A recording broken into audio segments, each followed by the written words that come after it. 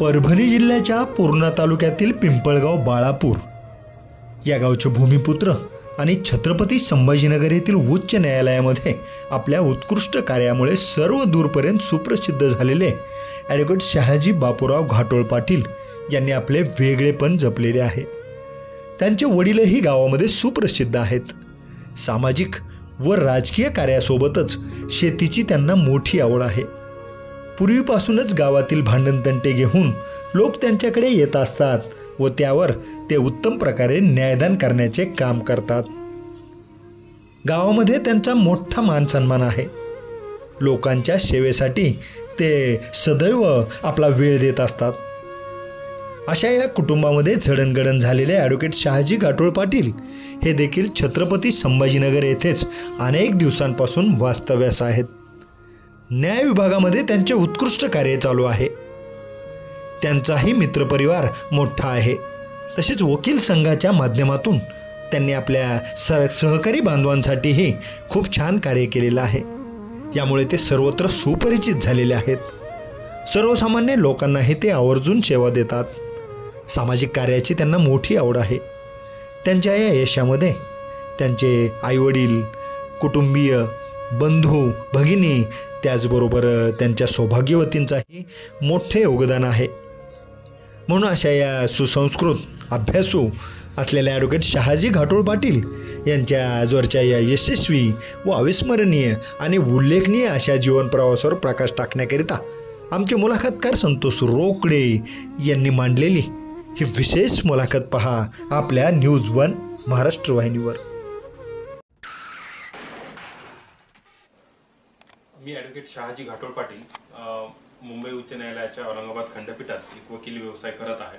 माझं मूळ गाव पूर्णा तालुक्यातील पिंपळगाव असून जिल्हा परभणी आहे। माझ्या वडिलांचे नाव बापूराव गणपतराव घाटोळ आहे, आई द्वारकाबाई घाटोळ आहे आणि इथे औरंगाबाद खंडपीठामध्ये एक गेली 22 वर्ष झालं इथं वकिली म्हणून प्रॅक्टिस करत आहे। प्रामुख्याने इथे वकिली करत असताना एक विविध प्रकारचे न्यायालयीन खटले, जे दिवाणी असो, फौजदारी असो, सहकार्य असो,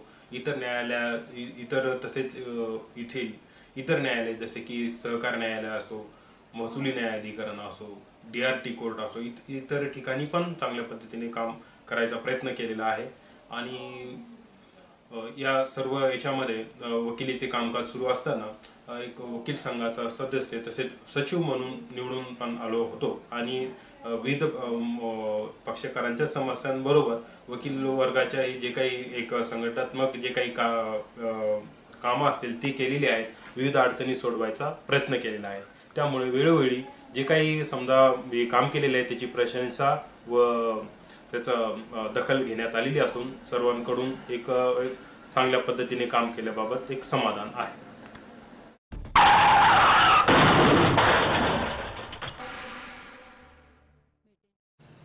अगदी बोलायचंच म्हटलं तेही व्याकरणाच्या भाषेमध्ये, तर खरं तर मला असं वाटतं की व्याकरण पाहत असताना आपण पूर्णांक, अगदी इंग्रजीमध्ये कॉमा, फुल स्टॉप, अपूर्णांक, मराठीमध्ये परत, तसं मला असं वाटतं की आयुष्य हे कुठंतरी पूर्ण पाहिजे, पूर्ण जगता आलं पाहिजे।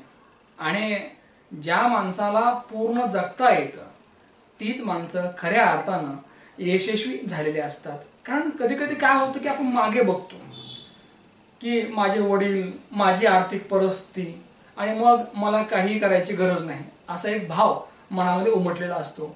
परंतु काही मुलं जिद्दी असतात, मेहनती असतात, त्यांना माहीत असतं की वडिलांचं ते जे आहे ते तर आहेच, परंतु आपण आपलं एक अस्तित्व निर्माण करू, आपलं एक विश्व निर्माण करू आणि स्वतःचं विश्व निर्माण करण्यासाठी ही माणसं झगडतात, अहोरात्र प्रयत्न करतात आणि मग एक दिवस त्यांच्या नावाचा जय जयकार होतो। अगदी आज मुलाखतीच्या माध्यमातून खऱ्या अर्थानं मी एक वेगळी गोष्ट मांडत आहे, एक स्टोरी मांडत आहे की ज्या गावखेड्यातल्या मुलानं मोठ्या जिद्दीनं अगदी छत्रपती संभाजीनगर म्हणजे मोठ्या शहरापर्यंतचा प्रवास पूर्ण केलेला आहे। अर्थातच मी बोलतोय ॲडव्होकेट शहाजी बापूराव घाटोळ पाटील यांच्याबद्दल। अगदी पाहायचे आपल्याला की त्यांचा प्रवास काय नेमका। तसं पाहिलं तर परभणी जिल्ह्यातील पूर्णा तालुका आणि पूर्णा तालुक्यातील अगदी पिंपळगाव, बाळापूर या गावात ते लहानाचे मोठे झाले. खरं तर घरी अगदी राजकीय पार्श्वभूमी, वडील शेतकरी, हाडाचे शेतकरी, त्याचबरोबर सामाजिक पार्श्वभूमी, धार्मिक सुद्धा. परंतु या सगळ्यात सांगावंसं वाटतं, एवढं करत असताना कधीही कुठलाही आरोप झाला नाही. लोकांची सेवा केली, लोकांच्या सेवेतच आत्तापर्यंत त्यांचं आयुष्य गेलं आणि आज त्यांच्या पोटी हे गुणरत्न म्हणजेच ॲडव्होकेट शहाजी घाटोळ पाटील साहेब. मुलाखतनामा या महाराष्ट्रातील लोकप्रिय कार्यक्रमात तुमचं स्वागत. आज मुलाखतीच्या माध्यमातून खरं तर भूतकाळ मांडतोय आणि वर्तमान काळ सुद्धा मांडतोय. पूर्णा तालुक्यातील पिंपळगाव, बाळापूर. तर या पिंपळगाव या गावामध्ये जे बालपण गेलं त्या काळातलं गाव कसं होतं नेमकं? कारण काय असतं की आज शहरामध्ये आहात, सगळंच आहे इथं, परंतु गाव हा हृदयामध्ये असतो. तुमचा त्या काळातला गाव कसा होता त्याचं वर्णन तुम्ही तुमच्या शब्दात करावं. धन्यवाद. नमस्कार. गावाविषयी बोलायचं झालं म्हटलं तर शहर आणि गावात निश्चितच फरक असतो. परंतु जुन्या काळातील गाव वगैरे जिथे मी राहिलो वाढलो, आज त्या गावाविषयी जर बोलायचं म्हटलं तर अगदी एक सर्व लोकांमध्ये आत्मीय भावना असते आणि सर्व जाती धर्माचे, पंथाचे, वेगवेगळ्या विचारसरणीचे लोक एक कुटुंब म्हणून एका ठिकाणी राहतात.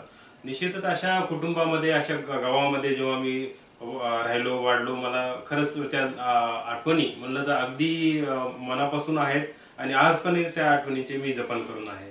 निश्चितच, कारण माझा गाव म्हणजे माझे एक खरं तर एक माझं एक स्वतंत्र राज्य असतं नाही का, आणि जिथं मी मनमुरादपणे फिरतो. बरोबर. आणि तुमच्या काळात तर गाव असा होता की कोणी कोणाला या ठिकाणी द्वेष करत नव्हतं कोणाचा. लोक अगदी गुण्या गोविंदाने राहायची, कुठलीही स्पर्धा नव्हती नाही का, आणि मेड फॉर इच अदर, एकमेकासाठी आपण बनलेलो आहोत, एकमेकाला सहाय्य करू ही भावना होती. सर, त्या काळामध्ये जेव्हा तुम्ही गावाकडे बघायचं, म्हणजे काय असतं की गावात राहणं वेगळं आणि गावाकडे बघणं वेगळं असतं. तर गावामध्ये राहत असताना गावातली माणसं, त्यांच्या तरा, तिथले अगदी सगळे व्यवहार असतील, हे कसं होतं नेमकं? आणि त्यात एक सगळ्यात महत्वाची बाब म्हणजे तुमचे अण्णा, वडील हे गावचे कर्ते पुरुष नाही का, म्हणजे राजकीय, सामाजिक, अगदी सगळ्याच बाबतीमध्ये अण्णांना मान होता. तर तुमच्या दृष्टीने त्या काळातला हा गाव कसा होता? गाव म्हणजे अगदी एक कुटुंब असल्यासारखा होता.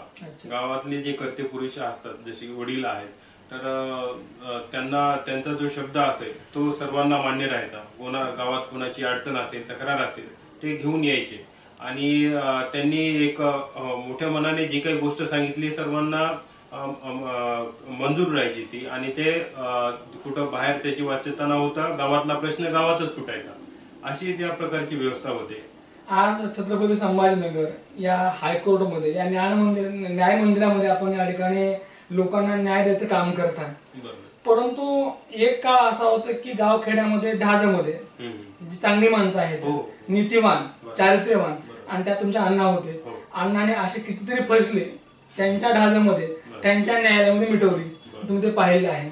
तर अण्णांचा फैसला कसा होता आणि अण्णावर लोकांचा विश्वास कसा होता ते सांगा. जे कोणी अडचणी, गावातील लोक अडचणी घेऊन यायचे, एक सामाजिक बांधिलकीतून आणि कोणाचं नुकसान होऊ नये आणि दोघांच्या बी जे काही अडचणी आहे त्यांची निरासन व्हावं या उद्देशाने एक दायित्व म्हणून, एक गावातील गार्डियन म्हणून त्यांनी सदैव तसे म्हणजे समज दिली लोकांना, तसे निर्णय दिले म्हणा, आपल्या भाषेत म्हणायचं. खरं तर मी म्हणाल की अण्णाचं न्यायालय जे होतं ते सर्वांना समान न्याय द्यायचं. खरंच. आणि तुम्ही जरी वकील असलात तरी त्या न्यायालयातले अण्णा न्यायाधीश होते. सर, एक विचार असं वाटतं की पिंपळगाव या गावामध्ये जे बालपण गेलं, अगदी तुम्ही मगाच उल्लेख केला बोलताना तुम्ही खूप शांत होतात, मितभाषी होतात. तर तुमचे त्या काळातले गावातले मित्र, तुमचे गावातले खेळ म्हणजे बिन पैशाचे, खरं हल्लीचे खेळ पैशाचे येतात, तर तुमचे त्या काळातले मित्र, बिन पैशाचे खेळ आणि तो आनंद सांगा सर. गावामध्ये जे वातावरण होतं ते अगदीच मैत्रीपूर्ण वातावरण होतं आणि गावातले जे मित्र आहेत आजही ते अटॅच आहेत आणि ते खेळ आपण म्हणतात ते अगदी बरोबर आहे. तेव्हाचे खेळ म्हणजे असे काही पैसे दिले तरच खेळायला भेटते असे नव्हते. जसे खो खो असो, कबड्डी असो किंवा इतर कोणतेही खेळ असो जे सीझन नुसार चालले जातात. जसं की गावात पाऊस असला तर मग थोडेसे इंडोर गेम वाड्यात वगैरे असं खेळायचे. आणि निश्चितच त्याच्यातून जो आनंद मिळायचा, आज जो पैसे देऊन आज काही शहरामध्ये जो आनंद विकत घेतला जातो तो आनंद चिरकाल टिकणारा नसून जो जो मोफतमध्ये सर्वांच्या मित्रांच्या कंपनीमध्ये जे काही खेळ खेळत होतो तेव्हा ते खरंच आजही मनामध्ये त्याचा ठसा उमटून आहे. असं म्हणतात की गावखेड्यातली माणसं भोळी असतात, साधी असतात, माया असतात, प्रेमळ असतात. तुमचा काय अनुभव सांगा? निश्चितच आपण गावखेड्यातच सोडून द्या, पण एक मराठवाड्यातलं जे नेचर आहे जे की जगामध्ये रेकग्नाइज आहे, वेलकमिंग नेचर आहे. आणि त्यात प्रामुख्याने गावामध्ये जर पाहिलं तर गावामध्ये बी तो वारसा आजही जपलेला आहे. कोणी आला गावात, ओळखीचा असो नसो, त्याला बसा म्हणल्या जाते, चहा दिला जातो. त्याच्यानंतर कसं काय आले तुम्ही हा विषय राहतो. पण आज म्हणजे ती सामाजिक बांधिलकी शहरात ती कमी होत चाललेली आहे आणि गावात आजही टिकून आहे. पिंपळ गावामध्ये तुमचं जे घाटोळ जो परिवार आहे त्या काळामध्ये जॉईंट फॅमिली, एकत्र कुटुंब, मोठं कुटुंब आणि मोठा वाडा सुद्धा. बरोबर. मला असं वाटतं की नुसता वाडा मोठा नव्हता तर माणसं सुद्धा फार मोठ्या मनाची होती. तर तुमच्या वाड्याचं वर्णन काय कराल? किती खोल्या होत्या, तिथली ढाज, तिथल्या चर्चा, ते सांगा सर. गावामध्ये एक म्हणजे जुन्या काळापासून एकच वाडा तो आमचा होता, आज बी आहे. तर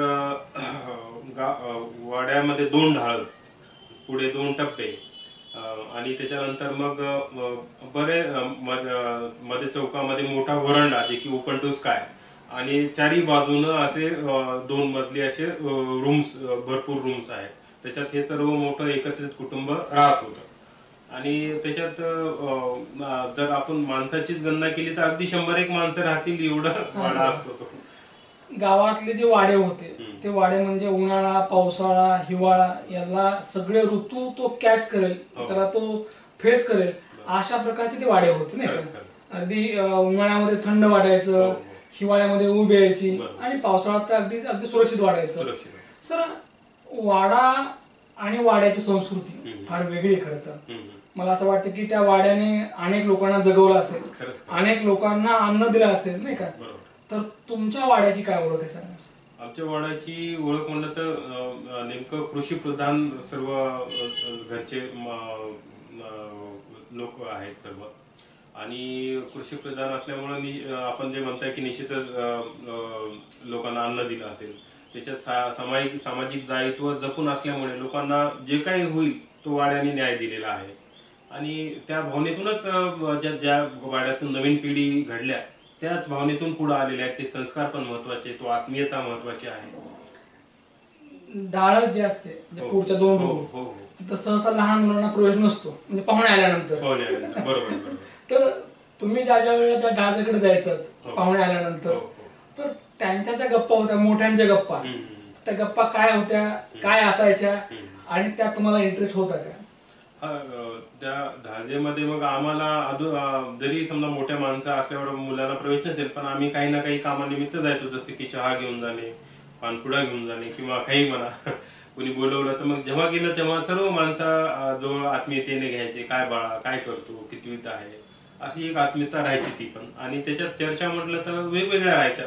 गावातल्या अडचणी राहायच्या, बाहेर गावचे पाहुणे आले तर त्यांचे काही राजकीय प्रश्न राहायचे किंवा बाकी काही इतर सामाजिक घरगुती प्रश्न राहायचे, ते घेऊन असे लोक येत होते चर्चा रंगायला. तुमचे अण्णा म्हणजे फार मोठं प्रस्त, एक देव माणूस मी तर म्हणेल की ज्या माणसाने पैसे कमवले नाहीत तर माणुसकी कमवली आणि आजही तो स्वभाव आहे नाही का. तर अण्णा अगदी गावचं राजकारण असेल, तालुक्याचं राजकारण असेल, सतत सक्रिय. तर अण्णांचं जे काही सामाजिक कार्य आहे ते जवळून तुम्ही बघितलं म्हणजे आजही सुरूच आहे खरं नाही का. तर ते सामाजिक कार्य काय होतं नेमकं? सामाजिक कार्य म्हटलं तर जे कोणी समजा कोणाची अडचण असेल त्या अडचणीचं निराकरण ती कोणतीही असो, गाव पातळीवरची असो, तालुका पातळीवरची असो, जिल्हा पातळीवर असो, कोणाची कोणी गावातला माणूस किंवा तालुक्यातला जो कोणी सर्व्हिस मध्ये आहे त्याला काही अडचण असो, विविध अंगानं त्यांचे जे एक सामाजिक जे एक इमेज आहे आणि त्यांचं प्रभुत्व आहे त्याच्यानुसार त्यांचं वजन आहे. आणि 4 माणसं 4 ठिकाणी त्यांचं ते ऐकतात, त्याचा त्या गुडविलचा फायदा करून कोणाच्या जे काही समजा निष्पक्ष हेतून आणि काही अशी मोबदल्याची तमा न बाळगता एक निस्वार्थ मनाने आज पण काम करतात, आजपर्यंत केलेलं आहे. बऱ्याच वेळा म्हणतो मी की जर 5 वर्ष तुम्हाला सत्ता भेटली किंवा जर तुम्हाला संधी भेटली खुर्चीत बसण्याची तर आपण बरंच काही कमवून बसतो, हम्म. परंतु तुमच्या अण्णाने मात्र असं काहीच केलेलं नाही. अजिबात म्हणजे राजकारणाकडे कधी अर्निंग सोर्स म्हणून पाहिलंच नाही. अजिबातच नाही. तर आपली काळी आई, आपली जमीन ही आपल्याला बरंच काही देते आणि आपल्याला पोटापुरतं मिळतं, जास्त नको कोणाचं आपल्याला, या हिशोबाने त्यांनी आतापर्यंत प्रवास केलेला आहे. सर, असं म्हणतात की आपण आपल्यासाठी लहानपणी आपले वडील हे आयडॉल असतात, तसं तुम्हाला हे तुमचे अण्णा आयडॉल होते, आजही आहेत. तर अण्णांचं राजकारण, समाजकारण हे बघून तुम्हाला कधी लहानपणी वाटलं नाही का की आपण सुद्धा अगदी असंच बनलं पाहिजे? हा, पण कसं आहे की आता राजकीय क्षेत्र आहे अण्णांचं, परंतु मला आता एक समजा शालेय जीवनानंतर एक व्यावसायिक जीवनाची आवड निर्माण झाली आणि या व्यावसायिक जीवनातून आपल्याला निश्चित वारसा तो आहेच. एक सामाजिक बांधिलकी म्हणून आपण समस्या सोडवायचा निश्चित प्रयत्न करतो. त्या ज्या संस्कार जे रुजलेले आहेत त्या माध्यमातून आजही आपण व्यावसायिक माध्यमातून का असे ना, पण आपण सामाजिक ज्या काही समजा वित्त क्षेत्राच्या माध्यमातून तुम्ही आजवर अनेक लोकांना न्याय दिलेला आहे. मी तर म्हणेल की त्याची गिनती काउंटिंग जरी करायला बसलं तर कमी पडेल, नाही का? सर, एक विचार असं वाटतं की ज्या वेळेला अगदी आपले वडील शेती, राजकारण, समाजकारण करतात आणि आपण जर दुसरा विचार करतोय, जसं तुम्ही केला की उद्देश काय आहे तर लोकांची सेवा करणे, तर तो क्षेत्र कुठले असू द्या, तुम्ही अगदी विधी क्षेत्र निवडलं, तुम्ही आज लोकांची सेवा करतायत. तसं लहानपणी जे म्हणतात ना की जसं वातावरण असेल तसं आपण विचार करतो. मग अगदी शेती होती, राजकारण होतं, समाजकारण होतं. मग शिक्षणामधला जो इंटरेस्ट आहे तो कोणामुळे वाढला? कारण शिक्षणातला इंटरेस्ट वाढला तरच माणूस इतर विचार करतो. तसं तुमचा प्रायमरी लेवलला जो काही स्तर आहे त्या काळामध्ये भेटलेले गुरुजन असतील, त्या काळात तुम्हाला भेटलेलं शिक्षण असेल, त्या काळात तुम्हाला लाभलेले संस्कार असतील, ते सांगा सर. आपण जसं सुरुवातच पाहिली म्हणलं तर प्राथमिक शिक्षण जेव्हा मी 1ली ते 5वी आमचं गाव पिंपळगाव बाळापूर या गावामध्ये घेतलं, त्यावेळेस खरंच मला शिक्षकांची जे सन्माननीय शिक्षक आहेत त्यांची मला खूप मदत झाली. आणि पहिल्या काळामध्ये 1ली ते 4थी पर्यंत फक्त मराठी भाषा राहायची, भाषेमध्ये शिक्षण राहायचं आणि 5वी पासून इंग्रजीचा सुरुवात व्हायची. पण माझे एक शिक्षक होते, प्राथमिक शिक्षक श्री धानुरे सर, जे की त्यांचं मूळ गाव जवळगा आहे, उदगीर तालुक्यामध्ये, लातूर जिल्ह्यात. ते आमच्या गावात होते, तर जिल्हा परिषद शाळेमध्ये. तर त्यांनी मला अगदी 3री पासूनच इंग्रजीचे शिक्षण दिले. आणि इव्हन मला जे त्यांनी जे इंग्रजीचे शिक्षण दिले आणि त्यांनी मग जेव्हा शाळेत मी त्यांना दिले, मला आवडायचं. आणि अगदी ABC पासून ते पुढे शब्दरचना असो सर्व त्यांनी मला 3रीच शिकवलं. आणि त्यांनी मग 5वीच्या वर्गामध्ये जेव्हा ते पाठ घेत असताना तेव्हा मला बोलवायचे आणि म्हणायचे ह्या शब्दाचं ब्लॅकबोर्डवर आपलं लिहून दाखव, हे सेंटेन्स लिहून दाखव. तेव्हा लिहायचो मी त्याच्यावर. आणि 5वीच्या विद्यार्थ्यांना, 6वीच्या विद्यार्थ्यांना ते म्हणायचे, हा पहा 3रीचा विद्यार्थी तुम्हाला हे लिहून दाखवतो, करून दाखवतो, तुम्ही का बरं हे करू शकत नाही? मग त्यावेळेस त्यांना पण म्हणजे चेतना निर्माण व्हायची, खरंच आपण केलं पाहिजे. आणि ते पण अगदी 5वी 6वीचे विद्यार्थी पण चांगली जोमाने इंग्रजी शिकायला लागले. तर हे जी पॉलिसी होती धानुरे सरांची आणि त्यांनी मला घडवलं, खरंच मी त्यांचा सदैव ऋणी राहील. मला असं वाटतं की धानुरे सरांनी तुम्हाला फक्त शिकवलं नाही तर तुमच्यामध्ये कॉन्फिडन्स पेरला. खरंच मी भरला नाही मला, पेरला. निश्चित तो कायम या ठिकाणी तुमच्या कामाला आला. सरांनी इतर मुलांना सांगितलं की बघा हा मुलगा कसा अभ्यास करतो, त्याची अभ्यास करण्याची पद्धत, म्हणजे तुमच्या एक लक्षात आलं की मी हुशार आहे. मुळात काय असतं की जिथं कॉन्फिडन्स चांगला आहे तिथं मुलं अगदी पुढे जातात आणि कॉन्फिडन्स लूज झाला की मुलं थांबलेले असतात. I salute to your teacher. Sir, ज्याप्रमाणे तुम्ही वडिलांबद्दल, अण्णाबद्दल बोललात, तसं दुसरी एक व्यक्ती म्हणजे नाण्याला 2 बाजू असतात, नाही का? आई वडील खरं तर एकाच नाण्याच्या 2 बाजू आहेत. तर आईबद्दल काय सांगा? द्वारकाबाई तर त्यांनी, मी लहानपणाच्याच आठवणी सांगायचं तर ते आई अगदी मेहनती होती. तिनं सकाळी घरचे कामं करून स्वयंपाक वगैरे आम्हाला खायला भेटायचं. त्याच्यानंतर ती ड्युटी झाल्यानंतर शेताकडे जायचं. शेताकडे जाऊन भरपूर म्हणजे आता मोठी शेती असल्यामुळं अगदी 40-50 अगदी मजूरदार महिला राहायच्या व त्यांच्यावर लक्ष देणं, चक्कर मारणं शेताकडं. तर ह्या सर्व गोष्टी शेतातल्या सांभाळून परत घरी आल्यानंतर घरचा स्वयंपाक पाणी करून आम्हाला खाऊ घालणं आणि त्यात एवढं मेहनत करून पण तिचं आमच्याकडे लक्ष राहायचं. बाबा तुझ्या शाळेत काय चाललंय, तू काय करतो, व्यवस्थित अभ्यास कर. आणि जरी समजा तेवढं शाळेचं ज्ञान नसेल शिक्षणाचं, तरी पण पूर्ण लक्ष होतं आणि शालेय उन्नती व्हावी, मुलांचा अभ्यासक्रम चांगला व्हावा, त्यांची सदैव तिची अपेक्षा राहायची. मला असं वाटतं की आई ही लक्ष्मी असते, आई सरस्वती असते आणि लेकराने चूक केल्यानंतर ती दुर्गा पण असते. नाही का? तसं आई प्रेमळ होती, परंतु मग एखादी चूक झालीच तर तिनं अगदी समज द्यायची की बाबा याच्या पुढे असं नाही झालं पाहिजे, पण ते पण मायाळू भाषेतच समजून सांगायची. मला असं वाटतं की आई आई असते, खरंच तिची बरोबरी कोणीच करणार नाही निश्चितच नाही. आणि निस्वार्थपणे ती द्यायलेली असते.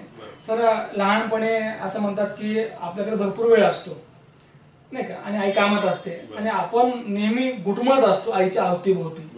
तसं तुमचं हे जे घुटमळणं होतं ते कसं होतं नाही ते सांगा सर. मग कसं सुट्टीचा ज्या दिवशी दिवस असायचा, मग आम्ही आईसोबत शेताला जायचं.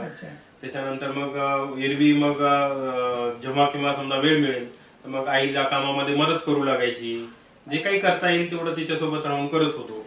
एकत्र कुटुंब म्हणल्यानंतर तिथं सख्खा आणि चुलत नसतं, तर आपण सगळे असतात. अगदी बरोबर. तर तुम्ही एकूण किती भावंड होतात आणि या भावंडामध्ये म्हणजे जे काही प्रेम होतं ते सांगा सर. माझ्या वडिलांना 4 चुलत भाऊ, वडील तसे एकटे पण 4 चुलत भाऊ, ते सख्या भावासारखेच. आणि त्यांचे प्रत्येकाचे 3-4 अपत्ये समजा असं अगदी. आणि समजा काका आत्या आणि घरातील सर्व पाहुणे वगैरे म्हणलं तर आमचं 100 पेक्षा मोठं कुटुंब. आणि कुटुंबामध्ये अतिशय आत्मीयता, जिव्हाळा तो जो की आजही टिकून आहे.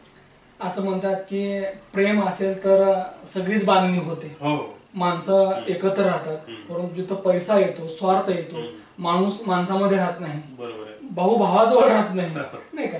कारण मला असं वाटतं की निस्वार्थपणे प्रेम असलं पाहिजे. बरोबर आहे. जे तुमच्या घरामध्ये करतं आजही मला दिसतं. सर तुमच्या भावंडाबरोबर जी बॉन्डिंग आहे ती कशी होती त्या काळात? आम्ही शाळेत सोबत जायचं, आम्ही सर्व शाळा सोबत जायचं, दिवसभर म्हणजे शाळा संपल्यावर खेळायचं, जेवण वगैरे सर्व जवळपास एकत्रच असल्यासारखं असायचं. त्याच्यामुळे जी बॉन्डिंग होती ती अतिशय आजही टिकून आहे. विचारून तरी विचारतो, या सगळ्या कुटुंबामध्ये भावंडामध्ये तुम्हाला अधिक जास्त जवळचं कोण वाटतं, म्हणजे कनेक्टिव्हिटी? भाऊ जवळ वाटतं. काय नाव भाव तुमचं? गोविंदराव. गोविंदराव. बरं, म्हणजे तुमच्यापेक्षा लहान आहेत ते? मोठे आहेत. बरं, म्हणजे काय म्हणतात तुम्ही भावाला? दादा. म्हणजे दादांची तुमची बाउंडिंग चांगली आहे. काय कारणावर नेमकं की तुम्हाला ते आवडतात आणि त्यांना तुम्ही आवडतात? आम्ही एकूण एकाला दोघांना समजून घेतो. अच्छा, समजून घेतात, म्हणजे पहिल्यापासून प्रेम आहे.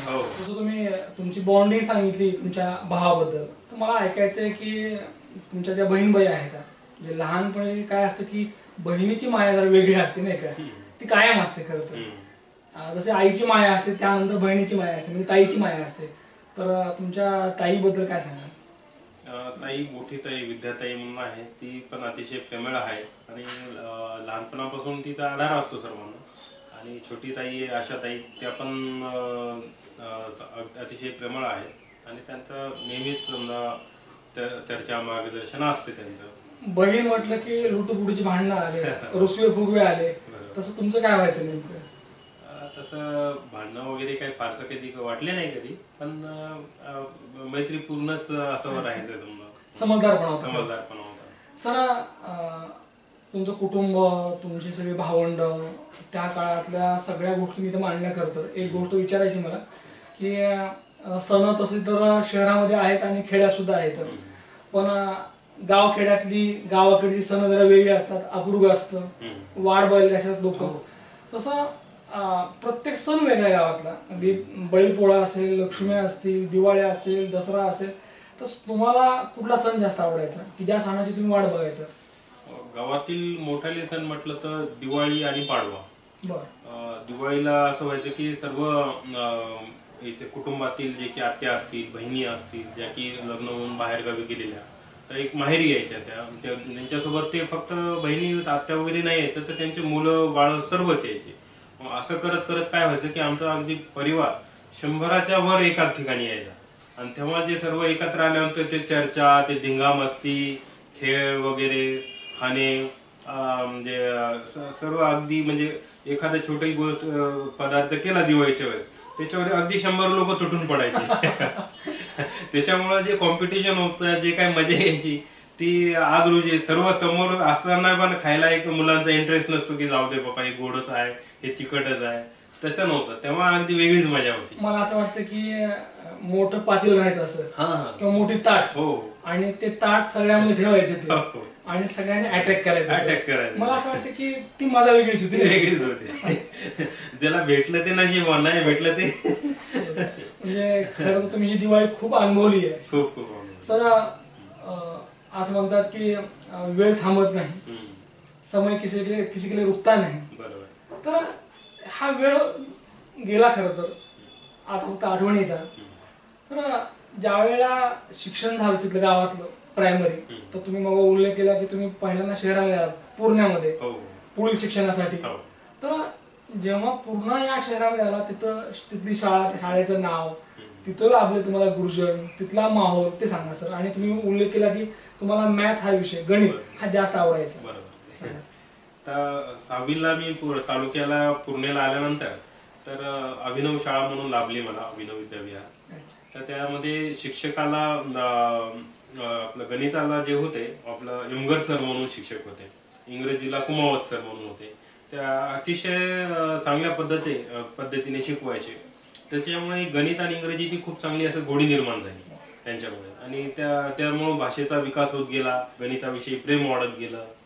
असं शिक्षणाबरोबर फक्त शिक्षण नसतं, तर इतर काही गोष्टी असतात म्हणजे सांस्कृतिक, अगदी तुमचं मग वक्तृत्व असेल, तुमचं मग निबंधातला इंटरेस्ट असेल, कविता लेखन असेल, अभिनय असेल किंवा खेळ असेल, तर तुमचा कल कुठं होता नेमका? सांस्कृतिक कार्यक्रम होत होते शाळेमध्ये. सांस्कृतिक कार्यक्रमामध्ये मुख्यत्वे वक्तृत्व स्पर्धा व्हायच्या, त्यातल्या त्यात विविध खेळ व्हायचे, वर्षाला एकदा व्हायचे, समजा 15 ऑगस्ट 26 जानेवारीच्या दरम्यान स्नेहसंमेलन व्हायचं. स्नेहसंमेलन म्हणून होतं एक 26 जानेवारीच्या निमित्ताने खेळ व्हायचे वगैरे, वेगवेगळे कॉम्पिटिशन व्हायचे.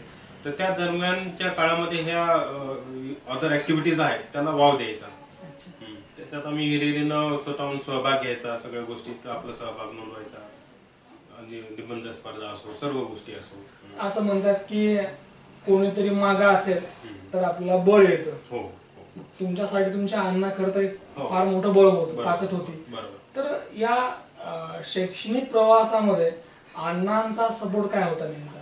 त्यांना कायम त्यांचा पाठिंबा राहायचा. ते विचारायचे की तुला काय कमी आहे, जास्त आहे, आणि त्यांचा उत्साह राहायचा की बाबा तू शिकलाच पाहिजे, चांगलं केलंच पाहिजे, जेणेकरून तू मोठा होशील, असा त्यांचा सदैव समज राहायचा मला. अच्छा, म्हणजे अण्णांनी तुम्हाला सतत पाठिंबा दिला. बरोबर, की तुला शिकायचंय, मोठं व्हायचंय. भाऊ पण म्हणायचे, अण्णा म्हणायचे, आई म्हणायचे, सर्व कुटुंबातील सदस्यांचा भरभरून पाठिंबा होता. निश्चितच, कारण ज्याच्याकडे काहीतरी आहे त्याच्यावर विश्वास जास्त असतो, नाही का?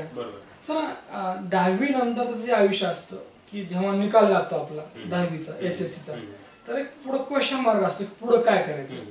तर त्यावेळेला तुमच्यासमोर काय पर्याय होते नेमके?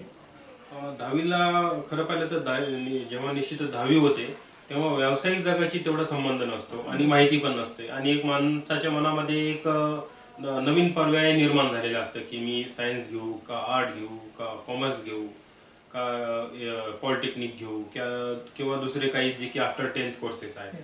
तर मग खरं पाहिलं तर मला असं वाटतं की एकदा शहरामध्ये निघालेल्या आहेत सुविधा त्या की त्यांचं टेस्ट घेतात आणि त्याच्यातून ठरवतात, कल चाचणी असते आणि कोणकोणते पर्याय आहेत ते समजून सांगितले जातात.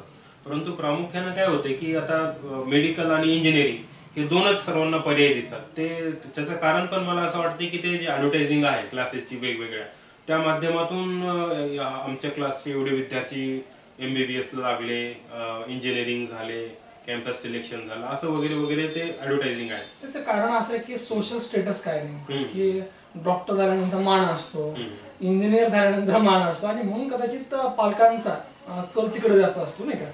सर, एक विचार असं वाटतं की जेव्हा तुम्ही 12वी 11वी 12वी सायन्स केलं, विज्ञान शाखा, आणि या विज्ञान शाखेमध्ये चांगले मार्क्स मला भेटले होते, तुम्ही ठरवलं असतं तुम्हाला पुढे BSc MSc करता आलं असतं, B.Ed करून कुठेतरी शिक्षक पण होता आलं असतं, किंवा मग अभियंता होता आला असतं, तुम्ही मग लॉ करण्याचा जो निर्णय आहे, वकील होण्याचा निर्णय, ते काय नेमकं कारण ठरलं? म्हणजे कुणाला तुम्ही जवळून पाहिलं होतं का पाहुण्यामध्ये, का एखाद्या चित्रपटाचं इम्प्रेशन पडलं होतं, का असं वाटत होतं की आपण वकील झालं पाहिजे? नाही, त्याचं नेमकं लॉ या विधी क्षेत्राकडे यायचं नेमकं कारण म्हणजे आमच्या घरामध्ये एक सामाजिक वातावरण होतं. एक निस्वार्थ भावनेतून अण्णा काम करायचे, समाजाच्या अडचणी सोडवायचे. तर मग त्यावेळेस अण्णांना पण वाटायचं की शिक्षण म्हणजे विधी याचा विधी शिक्षणाचा जर समजा अभ्यास केला तर निश्चितच यातून एक समाजाचे प्रश्न सुटू शकतील, वेगवेगळे प्रश्न आहेत.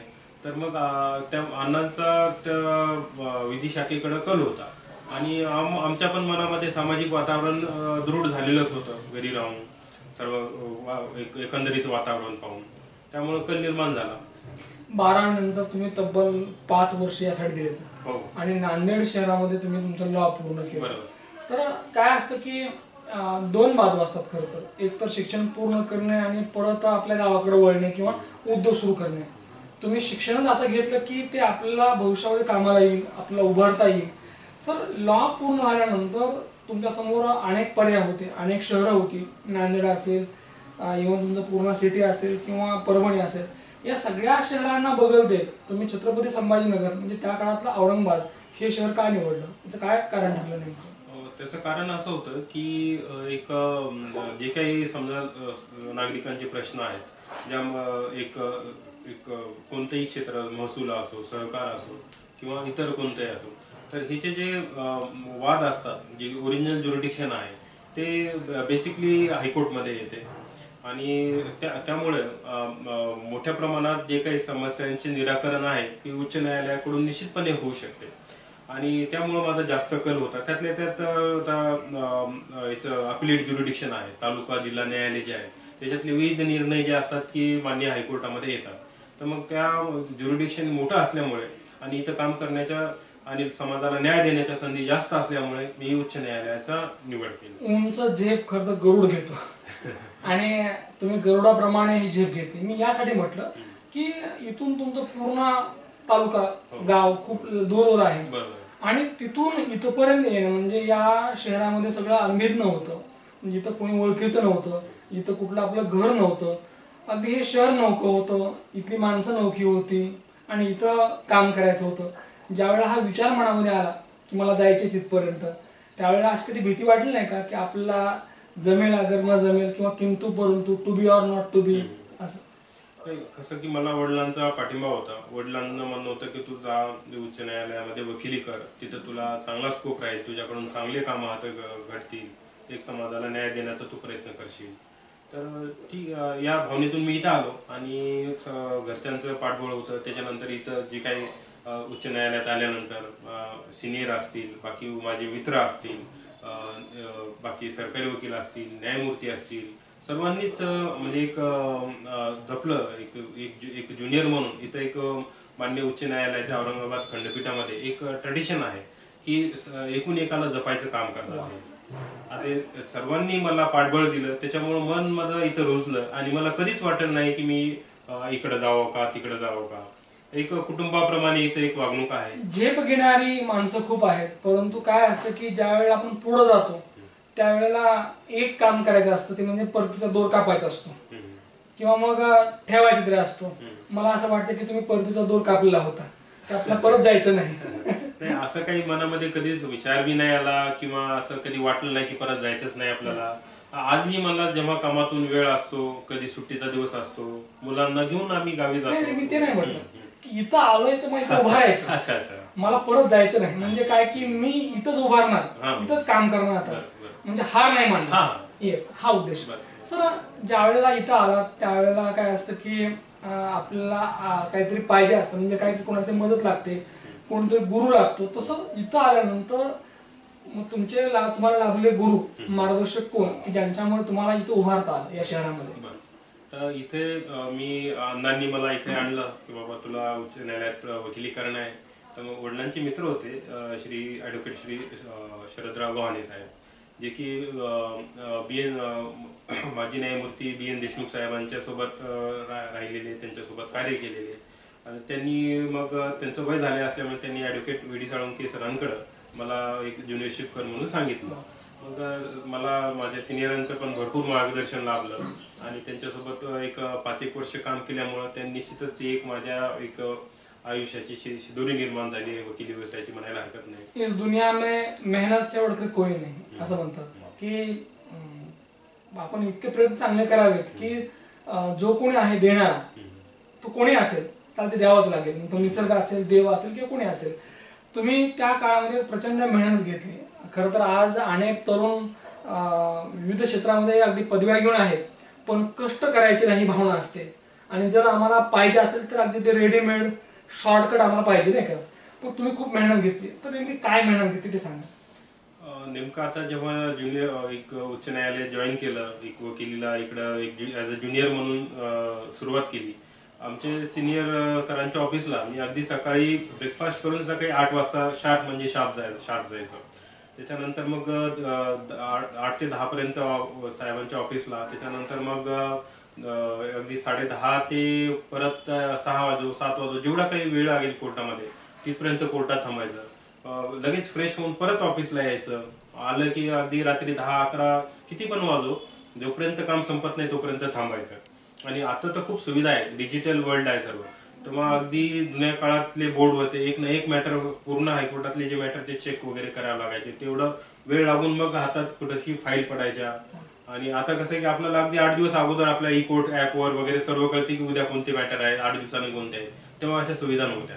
मला असं वाटतं की तुमचे जे गुरु आहेत, जे मार्गदर्शक आहेत, ऍडव्होकेट वसंतराव सोळंके साहेब, खर तर साहेबांमुळे तुमच्या आयुष्यामध्ये वसंत बहरला असं म्हणायला काहीच हरकत नाही काय. कारण त्यांचं नाव खूप मोठं आहे, विद्वान आहेत, हुशार आहेत आणि त्यांचं मार्गदर्शन तुम्हाला लाभलं. मुळात म्हणजे तुम्हीही मेहनत घेतली. कारण काय असतं की गुरु ज्ञान द्यायले असतात, परंतु शिष्याने ते ग्रहण केलं पाहिजे, ते अंगीकारलं पाहिजे. तुम्ही ते ग्रहण केलं, अंगीकारलं, मेहनत घेतली आणि मला असं वाटतं की आज मेहनत रंग आई आहे. सर, मागच्या 20, 21, 22 वर्षापासून तुम्ही या विधी क्षेत्रामध्ये मोठ्या ताठमानेने काम करतायत. अनेक लोकांना न्याय द्यायचं काम केलं आहे आपण. अनेक पक्षकारांनी विश्वास ठेवला. मला असं वाटतं की विश्वास ही खूप महत्वाची बाब असते नाही का. कारण हल्ली बघतो की आपल्याकडे सगळंच आहे, मेरे पास पैसा आहे, बँक बॅलन्स आहे, सब कुछ आहे, मगर विश्वास नाही आहे.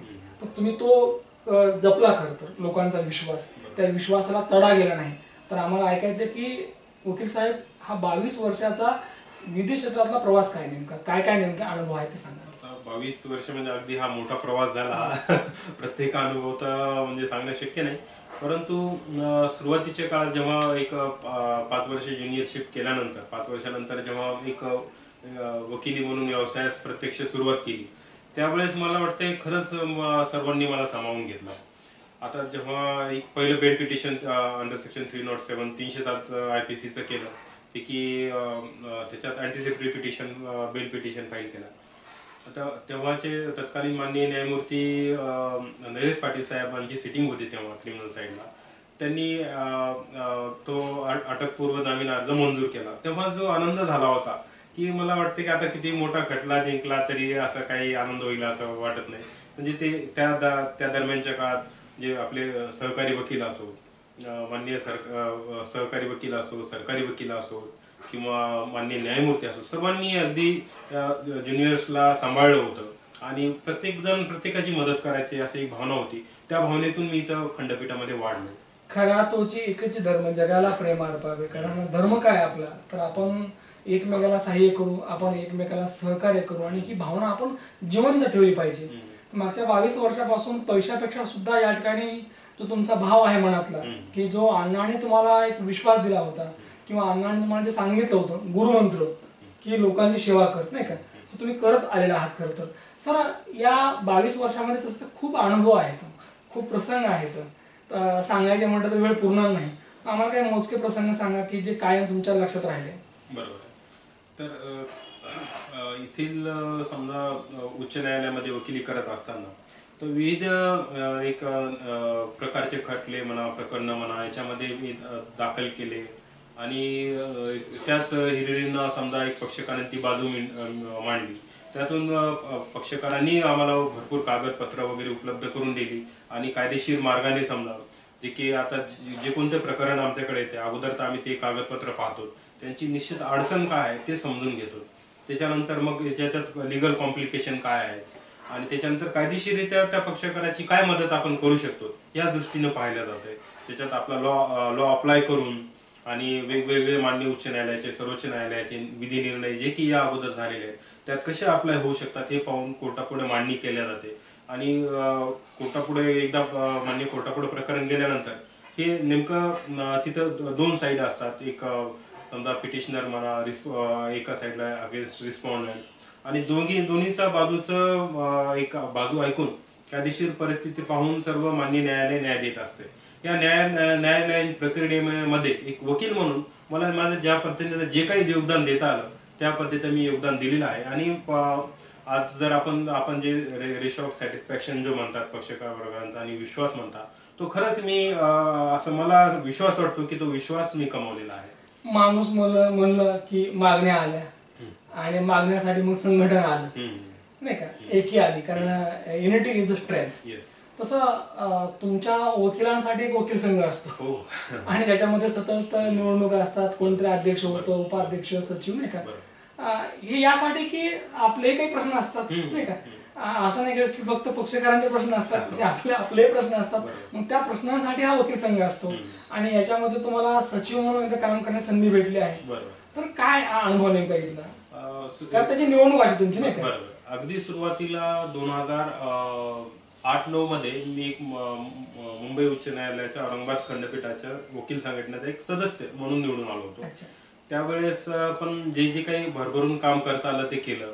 अगदी समजा प्राथमिक काही अडचणी असो आणि त्याचे तत्कालीन अध्यक्ष असो, सचिव असो, इतर कमिटीचे सदस्य त्यांच्यासोबत राहून आणि जे काही समजा आपलं योगदान देता येईल अडचणी सोडवता तेव्हा दिलं.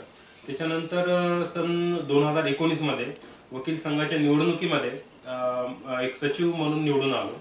तर त्यावेळेस खरं पाहिलं तर तो काळ आम्हाला दर 1 वर्षाला निवडणूक होत असते, तर जो त्या टेन्युअर 2019 ते 20 असं टेन्युअर होतं. परंतु नेमकं 2019 मला खरा ऍक्च्युअल टेन्युअर 8-9 महिन्यात मिळाला असेल. परंतु त्याच्यानंतर मार्च 2020 मध्ये कोरोनाची साथ आली, तर तो वेळ अगदी चॅलेंजिंग होता.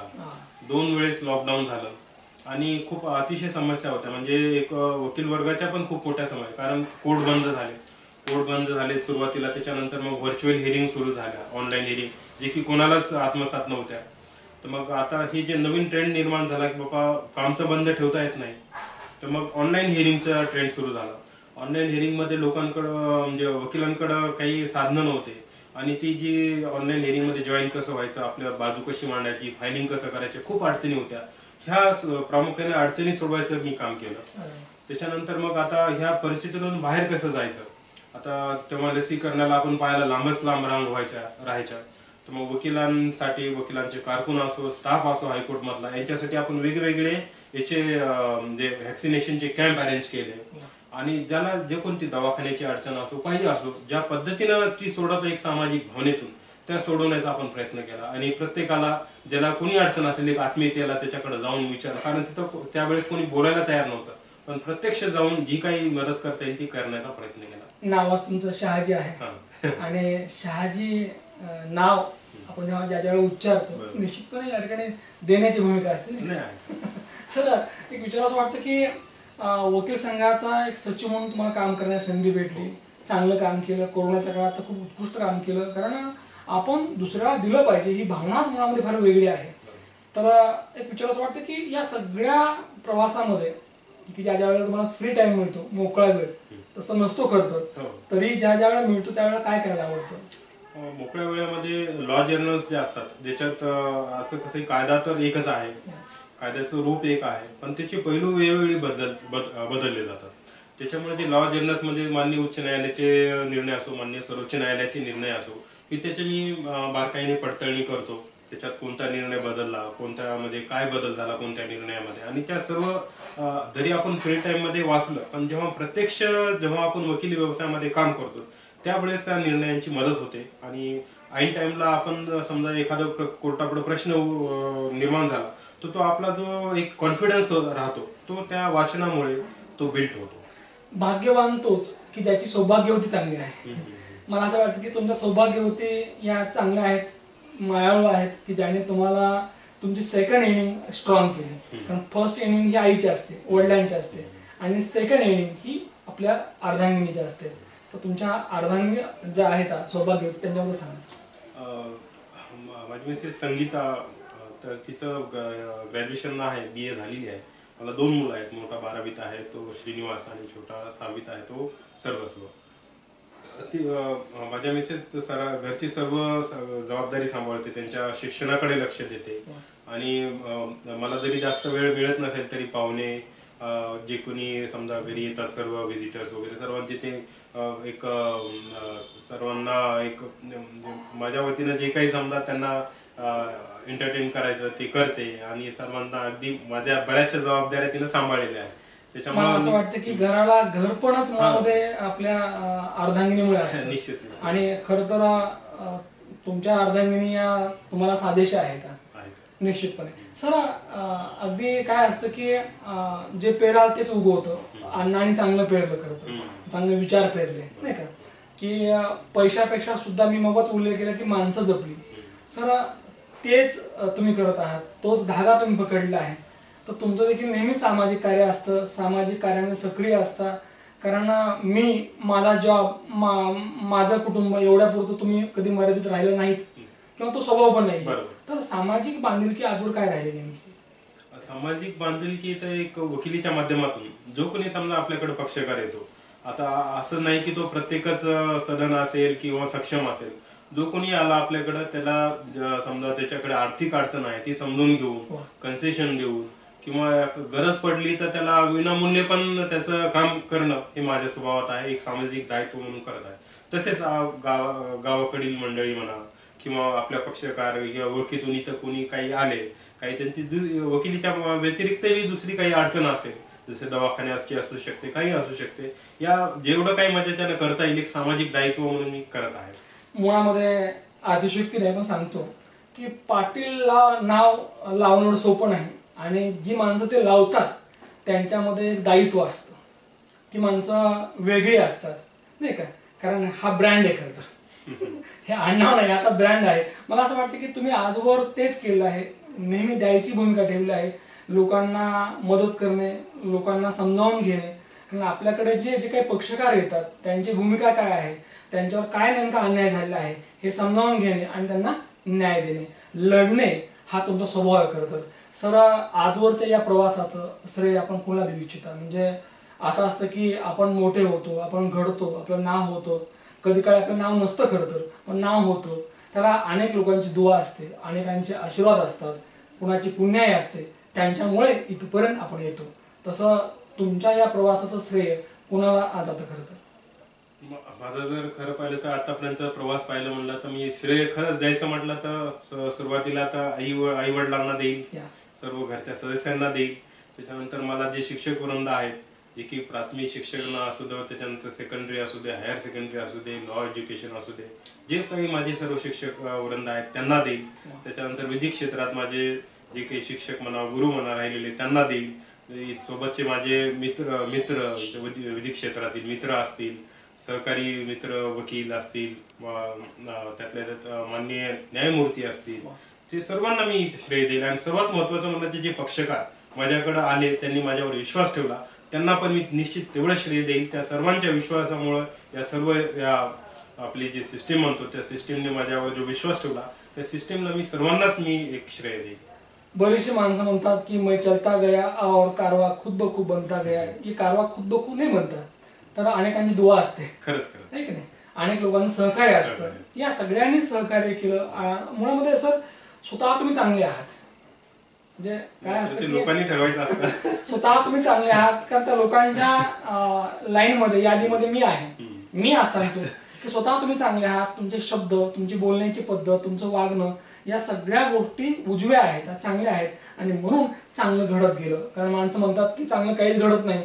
मला असं वाटतं की पहिल्यांदा चांगलं असावं लागतं. नाही, एक चांगला माणूस म्हणून मी निश्चित राहायचा प्रयत्न करतो आणि करीत राहील. एक माणूस म्हणून आपण खूप चांगले. सर भूतकाळाचा वेध घेतला, वर्तमानाचा घेतला, आता इथून तुम्हाला विचारतो की एक वकील म्हणून भविष्यकाळाचा काय प्लॅन आहे नेमका, म्हणजे नेक्स्ट प्लॅन काय तुमचा? नेक्स्ट प्लॅन म्हणजे की एवढंच की चांगल्या पद्धतीने एक वकील म्हणून न्यायदान प्रक्रियेमध्ये जे काही आपला सहभाग नोंदवता येईल तो नोंदवून आणि सर्वसामान्यांच्या जे काही समजा अडचणी आहेत एक वकिलीच्या माध्यमातून एक न्यायालयाला एक पूरक बाजू मांडून यापुढे अविरतपणे प्रयत्न करत राहील अशीच मनामध्ये धारणा आहे.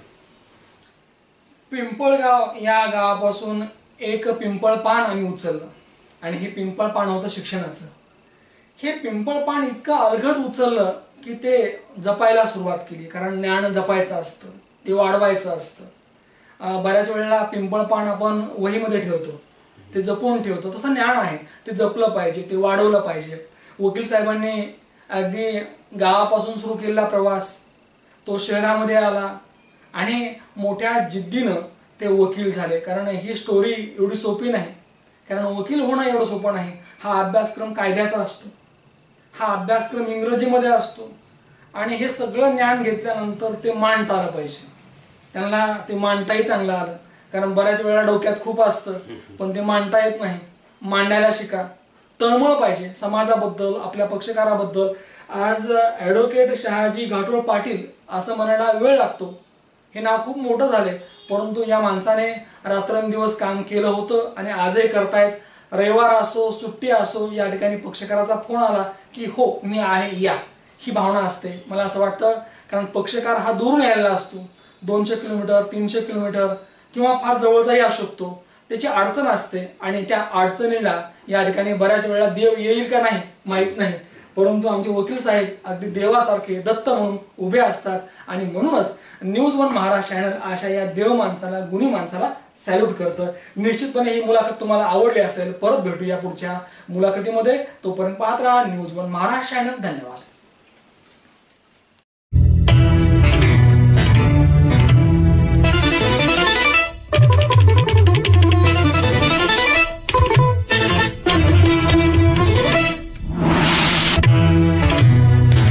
News one Maharashtra.